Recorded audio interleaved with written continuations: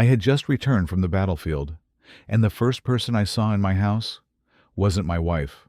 It was a man, a stranger, wearing my bathrobe. 5:38 a.m. The morning fog still hung thick on the porch. I dragged my suitcase up the steps, the same pinewood steps I had repaired myself after last year's storm. There was a small scratch on the front door. Milo, our cat, used to claw at it every morning when he got hungry. Everything looked the same, but the man lying in my room, he didn't belong. He was sleeping on his side, one leg resting lazily on the blanket I bought back in Da Nang. Faded gray t-shirt, the one I used to wear when painting the fence, now on his body. In his hand was a mug that said, "World's Okayest Husband." Laura gave me that on our second anniversary. I stood outside the glass door. Didn't move, didn't knock, didn't scream. All I could hear was the pounding in my chest, not out of fear, but because I knew. I had been replaced. I came home earlier than expected. I still had 3 weeks left on my forward deployment. But after a training accident, they sent me back early. I didn't tell Laura. Thought I'd surprise her, like in our 4th year of marriage, when I hugged her from behind while she was chopping onions. She cried then, out of joy. This time, no one cried. I slipped my old key into the lock. It didn't turn. Tried again and again. Still wouldn't open. I looked up at the second-floor window. Light spilled out from the bathroom. A figure walked out, drying off with the same towel I always used. It wasn't Laura. I just stood there, frozen, the silence pressing down like a weight. I used to think if I could survive 9 months in a war zone, then nothing could break me. Turns out, the real storm was only just beginning, and it was right inside the place I once called home. My name is Ethan Briggs. I'm 39, a technical sergeant with the Special Forces. I'm used to taking things apart and putting them back together, precise, clean, not a single screw out of place. But there's one thing I never learned how to fix: a marriage slowly coming undone. I met Laura in the fall of 2010. She was teaching 3rd grade at a small public school in Denver. She loved autumn, wore earth-toned scarves, collected old books, and played jazz on Sunday mornings. I was different. Grew up in Wyoming with trucks, snow, and 3 older brothers. I wasn't good with words. Didn't really get the music she liked. But I still remember seeing her reading by the cafe near base, sunlight catching her hair, and thinking, that's the kind of woman you want to come home to. We got married after 18 months. Nothing fancy, just a few close friends, some hugs, and a quiet promise. I'll come home safe. In 2013, we bought our first house, 3 bedrooms, a backyard big enough for me to plant an apple tree. Laura picked it because it was close to her favorite used bookstore. I picked it because it sat right between the barracks and her heart. At first, it was warm. She'd leave sticky notes on the mirror. Sandwich in the fridge, tough guy. Every time I came back from a training op, there'd be orange juice in the fridge and the exact mint gum I liked. One time, I'll never forget, she built a little tent in the living room, strung up fairy lights, called it Hawaiian Staycation. We ate instant noodles, watched movies with an old projector, and fell asleep on the floor like kids. Moments like that, I thought they'd last forever.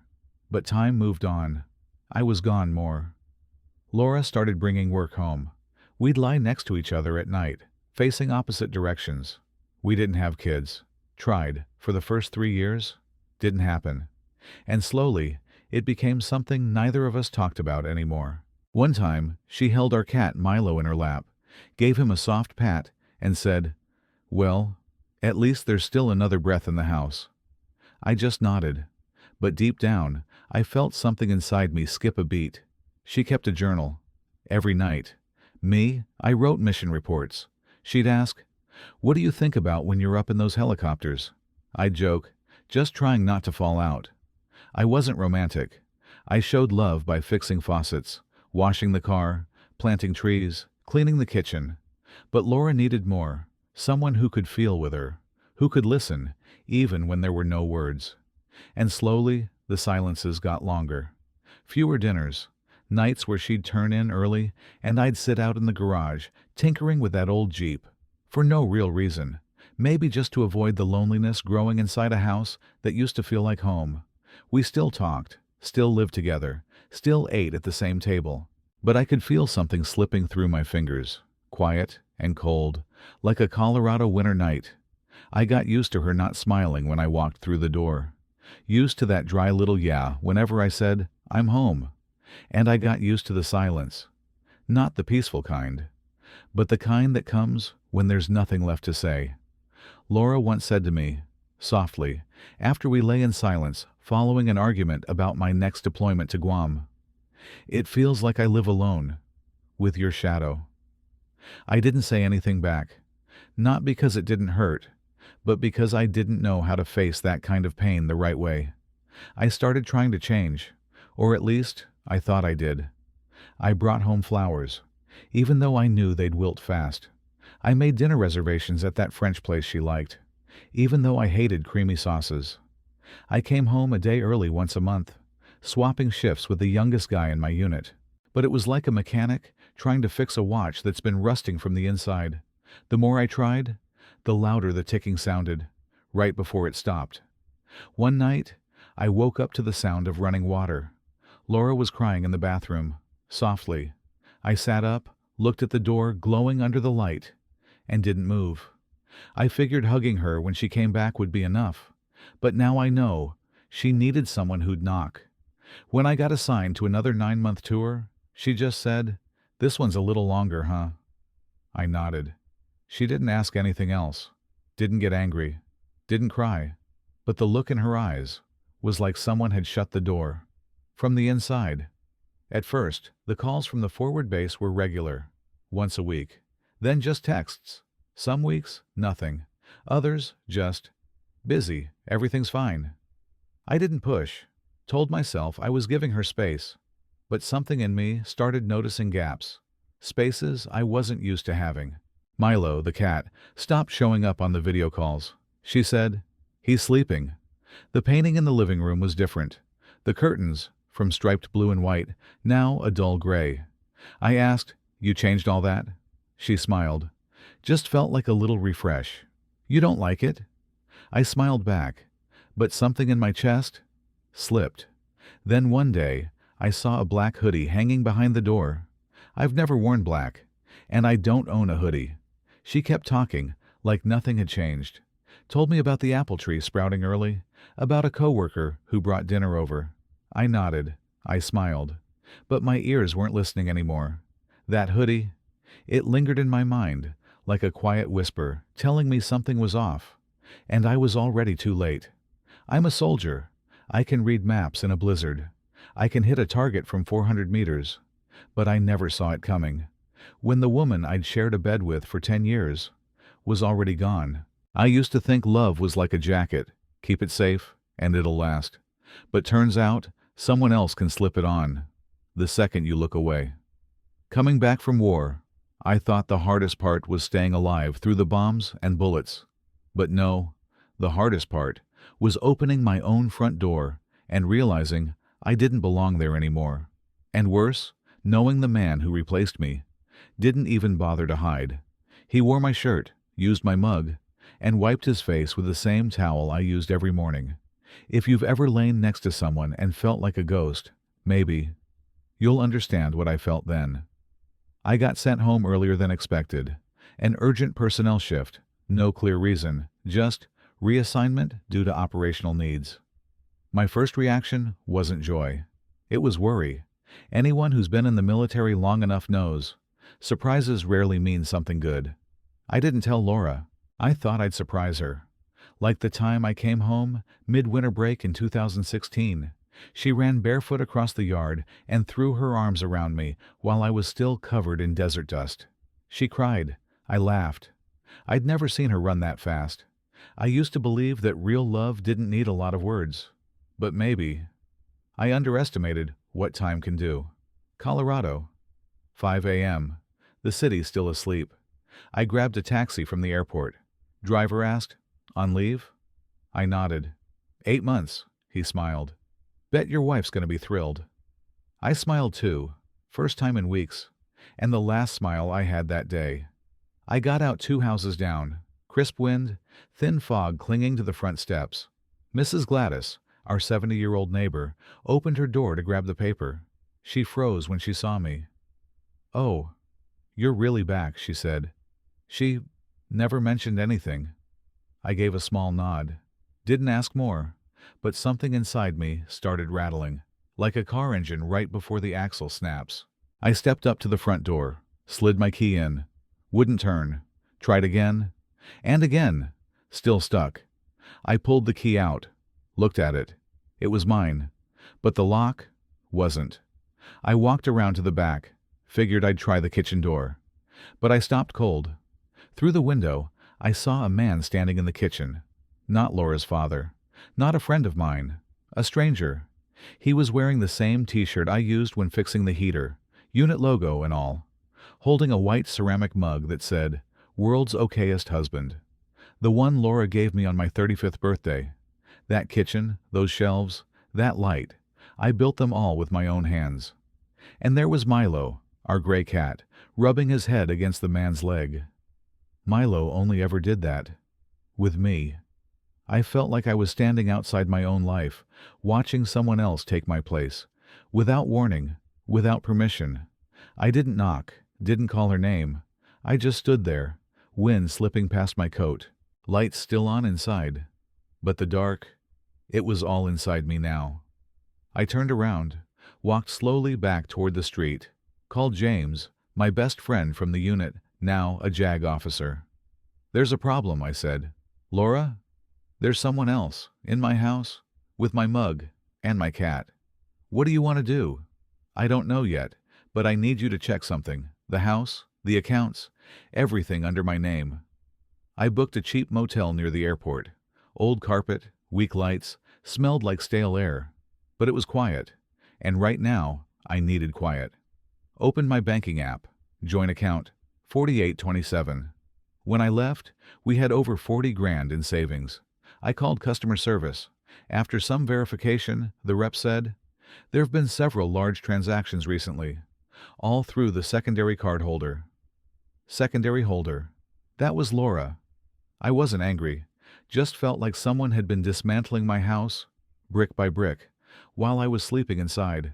I logged into the security system, a hidden setup I installed for safety reasons. Laura didn't know. In the last 10 days of footage, Laura and the man hugging in the backyard, him walking Milo through the garden, both of them watching TV. On the couch I bought, under the light I installed, next to the wall I once drilled to hang our wedding photo. One clip showed him pulling out a black hoodie from the box I kept in the attic. I saw Milo jump onto his lap, curl up, fall asleep. I used to think I was the kind of man no one could just replace. But cameras don't lie, and everything I once called mine now belongs to someone I've never even met. The worst part isn't the betrayal. The worst part is being replaced, and still being alive to see it. The next morning, I got an email from James. Subject line, "It's worse than you think." Attached were the bank statements and property records. I opened each file. My eyes froze on a line in red. Refinance request. Property under Ethan Briggs, signed on November 23rd. The signature was my name, but I hadn't signed a single thing in the past year. The amount withdrawn against the home equity, $120,000. James called right after. "I think Laura forged your signature." "No doubt," I said. "I never approved anything." "And the guy, Travis Monroe, he's listed as a co-signer. I'm digging into his background now." I took a long breath. Not out of anger, but because in my mind, things had started falling into place, like planning a breach op, precise, logical, no excess, no noise. I didn't want revenge. I wanted justice, by making sure no one thought I'd just sit still. I spent the entire day in the motel, drawing up a legal map, house, car, retirement accounts, VA loan files, each column, every name, every date. I called the bank. Asked to speak directly with the credit department. Garrett, the loan officer, reviewed the file, compared the signatures. "These are clearly different," he said. "I've already contacted the police," I replied. "Would you like to freeze all related accounts?" "Yes. And I'm filing a formal legal complaint this week. Garrett stared at me for a moment. I don't know how you're staying this calm. I gave a dry smile. Because staying calm is the last thing I've got left. That night, Laura texted me, "We need to talk." I didn't reply. Then another, "Please don't make this ugly. I just want to start fresh. Everything will be okay if you cooperate." Cooperate? With the person who stole my house, forged my name, and pasted it onto a life that wasn't mine? I shut off the phone, opened my laptop, searched Travis Monroe. His Facebook profile was public. Profile pic, standing on my front porch, the one I rebuilt after the storm. Caption, "New family, new chapter, living honest." I scrolled down. A comment. "Looks amazing, bro. Truly admire this." His reply, "My wife's incredible. This house? It's ours now." I stared at the screen. Not angry, not shocked, just a chill that cut right through me. I once disarmed a bomb with 11 seconds left, but I've never needed more calm than I did. Watching that man call what I built with sweat and sleepless nights a new family. The next morning, I went to a civil attorney's office, filed motion to freeze assets under suspected forgery, plus request for investigation into property fraud. The lawyer asked, "Do you want a direct conversation with your ex-wife?" I shook my head. I don't need explanations. I need justice. As I walked out, the skies had turned gray. A spring wind slipped through my old military coat. I looked up. Colorado sky, still blue. Blue in that cruel, indifferent way. Stopped at a grocery store. Bought 1 bottle of barley beer, 1 pack of ramen, 1 blank notebook. Back in the motel room, I opened the notebook. Wrote the first line. Recovery mission. Day 1. I've lost everything, but I still have myself. And in that moment, I knew I wasn't the man who got left behind anymore. I was a survivor, a man preparing to strike back, and they didn't know yet. I'm not the kind of man who fights back with screams. Day 3 after I came back, I got a package at the motel front desk. No name, brown paper, carefully wrapped, no note inside. Just my old leather jacket, the one Laura once said, "It's too tight now, just throw it out." The wrist seam had come undone, stitched back with blue thread. I remember doing that, one bitter February night. No tears, no anger, just something that used to be warm, now boxed in cold cardboard. I opened my notebook, wrote, Day 3. When they start sending old things back, it's not out of regret. It's just their way of erasing proof they were ever there. That afternoon, James texted, Travis used to fake veteran connections to get VA benefits, digging into his federal record. I stared at the words, like peeling off the last layer of someone's mask. He didn't just take my house. He took the respect owed to someone who once wore the uniform with honor. That night, I got a call. A calm male voice. We're representing our client, Laura Monroe. We ask for your cooperation in finalizing the property transfer. I asked directly, They're married? According to Nevada state records, yes. I paused. Not from shock, but because there are few things left that can still tighten your chest like that. I'm not signing anything, I said, and you should be preparing for a counterclaim. We're hoping for a civil resolution. I hung up. Civil is the word people use when they want to clean up their own wreckage with soulless paperwork. Later that night, I drove past our old house. Didn't stop, but at the corner, just before the turn, I saw her, Laura, standing on the porch. Our eyes met. She stepped forward. No words, no attempt to hide. I thought about driving on, but then I knew I needed to face it. I walked toward her. No racing heart, no trembling hands. Hey, she started. Keep it short, I said. The jacket? Just wanted to give back what was yours. And Milo? And the $120,000. She looked away. You know everything. I do, but I only have one question. She looked up. Eyes that once felt like home, now foreign. When did it start? The question dropped like a stone into a dry well. She froze. For the first time in 10 years, Laura stepped back. I glanced at the porch and said, "Right there. You once knelt down to tie my bootlaces before I boarded the plane. I used to believe, if I came back alive, everything would still be here." She said nothing. "You got tired of my silence?" I asked. "Well, I got tired too, of staying quiet just to protect you from the version of me that barely made it through." Then I looked straight at her. "But it's all right now. I'm not holding on to you anymore. Just do one thing. Don't keep my name in any memory you don't deserve to have." I turned and walked away. No waiting for her to call me back. No hope for an apology. Because silence, right now, is the clearest goodbye.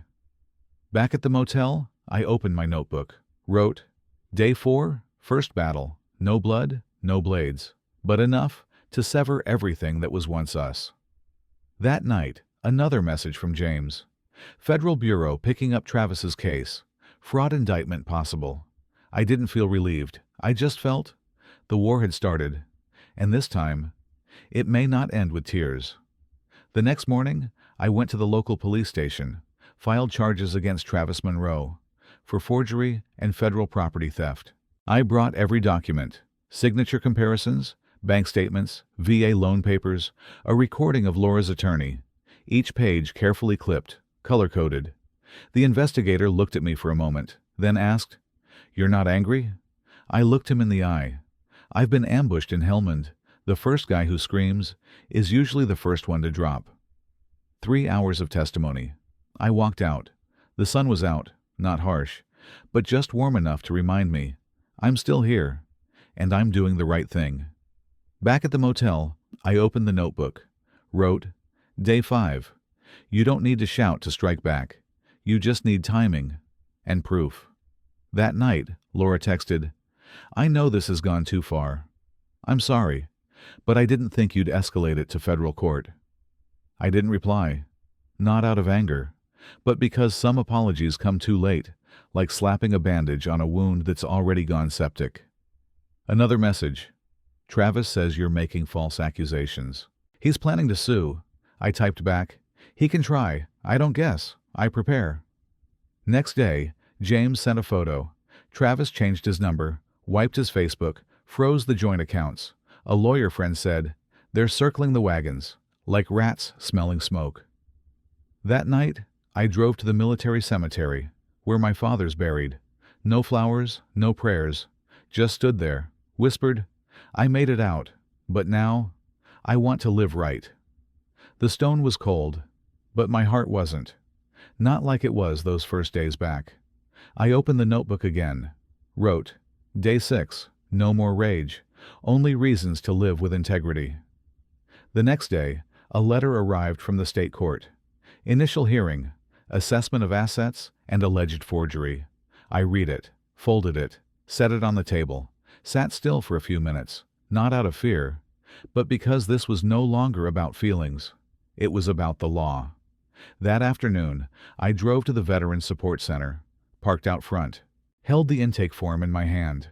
I sat in the car for almost 30 minutes, stared at that plain old building like it was a mirror, not because I was ashamed, but because after all these years, I only knew how to carry pain, not how to ask for help. Eventually, I went inside. The receptionist was a kind, middle-aged woman, didn't ask hard questions. "Where do you want to start?" she asked. I looked up. My voice cracked. "I'm not here for pity. I just want to know why I don't feel angry, even when I have every reason to lose it." She studied me for a moment, then said, "Maybe because you've never allowed yourself to be weak. But today, you gave yourself a rare permission to begin healing without having to apologize for it." I smiled. Not because I was happy, but because for the first time I understood. Healing doesn't make you weaker. It helps you keep the man inside the soldier. That night, I drove around the city. No destination. Played an old playlist in the truck. Michael Bublé's Home came on. Maybe surrounded by a million people, I still feel all alone. I didn't skip it, didn't turn it off. I just listened, and for the first time, didn't cry, because I realized home isn't the place you used to live. It's the place where you don't have to prove anything. just to stay. And starting tomorrow, I'm going to build a place like that. I never planned to see Travis again. Not because I was afraid, but because I knew some faces, once you see them again, can trap you in that moment forever. But one morning, James texted. He's showing up to the hearing. No lawyer. Representing himself. I stared at the screen. Fingers clenched slightly. My heartbeat didn't speed up. It slowed, like the ticking of a wall clock back in base during sleepless nights. I didn't react right away. Just looked out the window. At the aloe plant, dried up and unmoving. Not alive, but not dead either. Like me, in that moment. I remembered the first time I met Travis. A backyard BBQ right before I re-enlisted. He showed up late, laughing loud, shaking hands like he'd known us all his life. When I poured him a beer, he patted my back. A real-life hero, huh? Mad respect, man. I laughed. Didn't realize I just handed a drink to the man who would later take everything. Court day. I wore a gray shirt, the one Laura used to like. Clean shave, polished shoes. Not to impress, but because I wanted to walk in as a man who had nothing left to hide. Travis came in 5 minutes late. Thin, wrinkled shirt, hair hanging over his forehead, still wearing the military-style watch, the one Laura gave me for my 35th birthday. My chest tightened. Not from jealousy, but from mourning the version of me that once trusted too easily. The judge was a woman in her 60s. Firm voice, sharp eyes. Mr. Travis Patterson is self-representing. We're reviewing charges involving VA loan abuse, joint assets, and impersonation of military personnel. Travis stood, voice flat. I believe this was just a misunderstanding.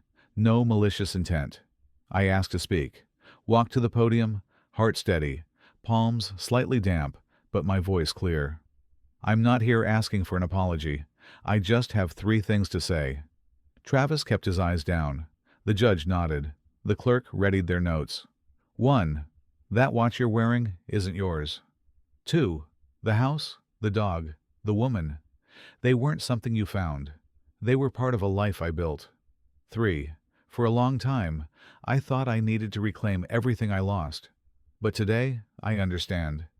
Because you took everything, I finally had the chance to find myself again. There was a pause. The room felt heavy, like the stillness before a storm breaks. Travis didn't say a word, but he stood, pulled out a white envelope, handed it to the clerk, then walked away. The judge raised an eyebrow, motioned to open it. The clerk checked, nodded.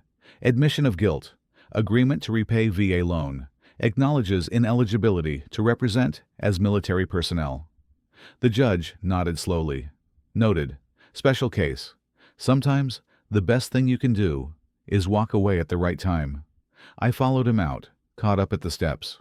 Travis, he turned, eyes red but steady. Why? I asked. Was it hate? Was it about Laura? Or did you just want to be called a hero, without ever living through the war? He stayed quiet for a long time, then said, I didn't hate you. I just couldn't stand watching someone be respected. While I never had what it took to earn that on my own. You had honor, people waiting for you, things I'll never have, no matter what I do. I gave a small smile, not out of humor, but because finally, the truth had surfaced, even if late. The problem wasn't what I had. It was thinking I could keep it all, just by being a good man. But thanks to you, I learned one thing. No one can steal who you are, unless you let them. Travis looked down, eyes glassy. No more to say, no more reason to stay. He turned and left. I didn't stop him. Silence, in that moment, was the kindest goodbye I had ever given. That afternoon, I returned to the motel, packed my things, notebook, toothbrush, old photos, wrapped carefully. I set the dried aloe back on the porch. Like returning a memory I no longer needed to hold. Opened the notebook, page 10, wrote, Day 10. Truth doesn't hurt more. It teaches you how to breathe, like a man finally free. Started the engine. Didn't look back. Didn't restart the playlist. I drove toward the sunset, and for the first time, it didn't feel cold. Ahead of me, no Laura, no Milo, No old porch. But there was an Ethan, new, whole, who no longer needed bitterness to exist. And if anyone ever asked, "Where are you headed?" I'd simply say, "I'm not searching for anything. I'm just on my way back. To myself." That afternoon, I left the courthouse with a kind of silence that's hard to explain. Not because everything was okay, but because I no longer needed it to be. The drive back to the motel felt longer than I expected. Every street I passed. I remembered walking those roads with Laura, buying a sofa, taking Milo for a trim, searching for a preschool. Those streets are still there. Only we aren't. I pulled into a gas station off the highway. While filling up, I noticed a sun-faded sign, Coffee 149. And suddenly, my chest tightened. It was where Laura once waited for me after a night shift. She bought me that same coffee, same price. But now, that counter was empty, just like me. Back at the motel, I packed up, left a few things behind. I planned to drive north, keep going. But then my phone buzzed, a message from Laura. "Can I see you? There's something I need to say, even if it's too late." I stared at the screen for almost 3 minutes, didn't sigh, didn't smile, just replied, "Birch Park, 6 p.m. I didn't expect anything, but some doors, if you don't close them for good, they'll keep rattling in your mind forever. The park was quiet, golden hour spilling across the sky like a fading season. Laura arrived, still the same, soft curls, thin cardigan, eyes avoiding at first, then slowly meeting mine. "How have you been?" "Still breathing," I said. We sat on a wooden bench. 2 minutes of silence, long enough to remember the first time I met her at that veteran fundraiser, when she spilled coffee all over my paperwork. "I don't know where to start," she said, hands clenched. "Travis wasn't part of the plan. I thought you'd come back, and we'd be okay. But things drifted, and I was weak." I didn't say anything. The breeze lifted a single leaf, landed gently on my knee. She kept going. "I never loved him. Not really. I just couldn't live with feeling like the shadow of a man I no longer understood." I turned to her, looked for a long time, then quietly, "The problem is, you never asked. You thought I was strong. But the truth is, I was tired. I missed you. Missed cold dinners. Missed the sound of Milo's paws on the floor. But you couldn't hear me anymore. And I stopped speaking." Another silence. She looked down. "I know. And I'm sorry. Not for cheating. But for stepping back when you needed someone most." I nodded. No judgment. Because now I understood. Every broken thing has two sides. One that knocked, and one that didn't answer. "I'm not asking to come back," she said, voice trembling. "Just one thing. If anyone ever asks about me, please tell them I loved you, truly." I smiled. Not forced, not bitter. "If they ask, I'll say, 'She once made me feel like I was worth being alive,'" Laura cried. Openly. We didn't hug, didn't shake hands. We just sat, two people who used to be something, in an afternoon with nothing left to hide. She stood, walked away.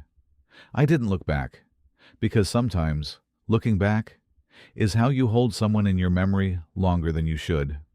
That night, I crossed the state line, drove into a small town called Ashburn, a place where no one knew who I used to be. Got a job at a mechanic's shop, night shifts, oil changes, tire work, coffee breaks, and started writing in a new notebook. First page. Day 1. No one taught me how to love again. But I've learned this. If you want to live with kindness, start by not hurting others the way you were hurt.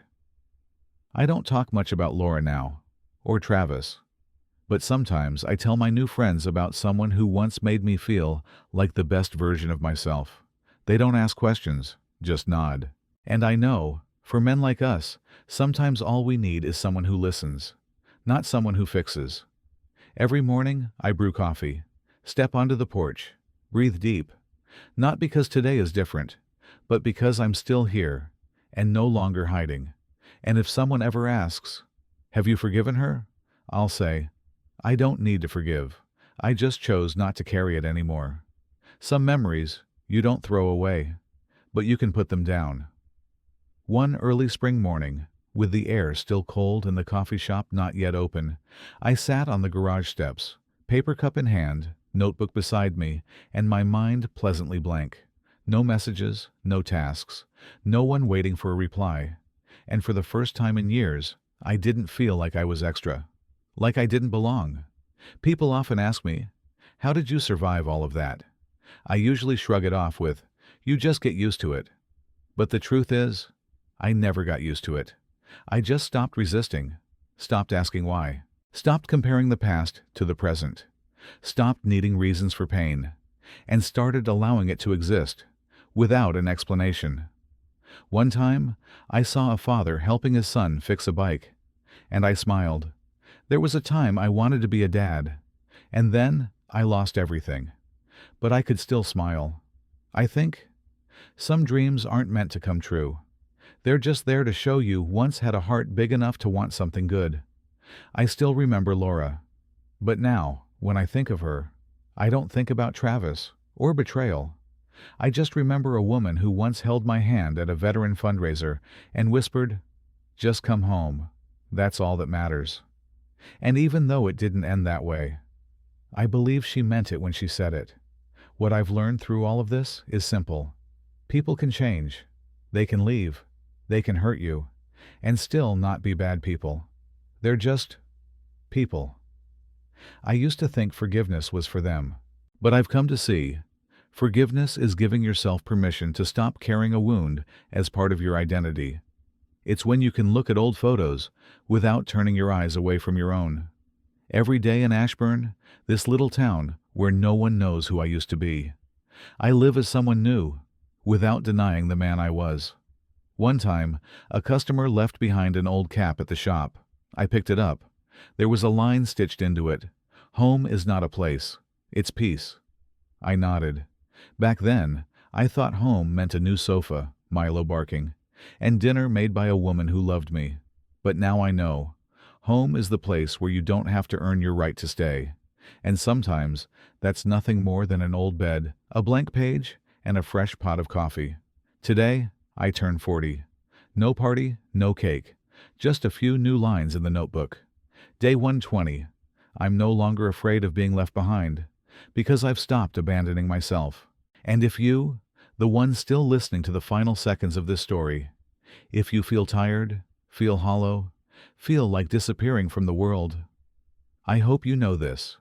You don't have to be strong right now. You don't need a reason to hurt, and you don't have to fake your way through it. Just sit down for a bit. Don't run, don't pretend, don't force anything. And soon, when you're ready, you'll get up again, and you'll step out into the world, not as someone perfect, but as someone real. And sometimes, being real is the greatest victory you'll ever have.